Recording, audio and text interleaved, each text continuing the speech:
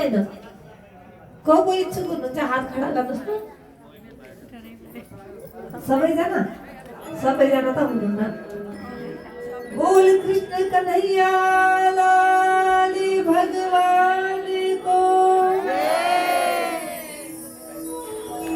भगवानले मीरालाई द्रौपदीलाई अर्जुनलाई सबैलाई तार्नु भयो भने उनको भित्र के थियो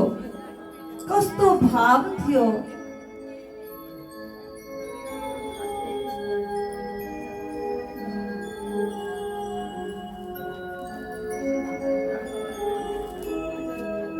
उनको भित्र कस्तो भाव थियो कि ईश्वरले उनीलाई तार्दिनु भयो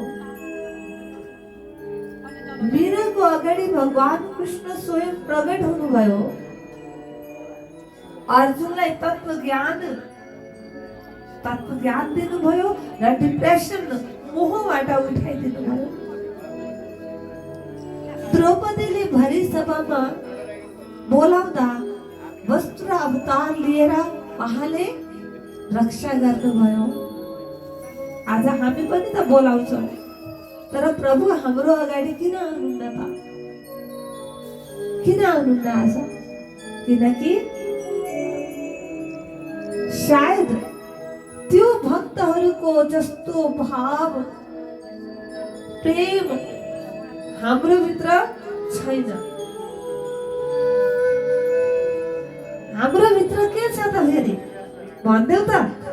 के छ हाम्रो भित्र 5 वटा चोर छन् काम क्रोध लोभ मोह अहंकार यो 5 चोर हाम्रो हृदयमा बसेका छन् हामीलाई दिन रात लुटिरहेछन् त्यही कारणले त्यो भाव ईश्वर प्रतिको भाव कहीँ कुनामा कतै कता हराएको छ पंच चोर भन्ने गर्छन् जसै गरी बाहिरको चोरले के भन्छ बाहिरको चौकीदार हुने गर्छ उसले के गर्छ उसले जागते रहो नगर में चोर आते हैं हो कि नहीं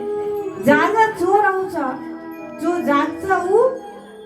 उसले बचाइहाल्छ आफ्नो घर जो सुतिरहन्छ त्यसले त्यसको घर चोरले लुटिहाल्छ र आज हाम्रो पनि हामी त उनी ईश्वरको अंश हो उनीको सन्तान हो उनीको भक्ति गर्नको लागि यो संसारमा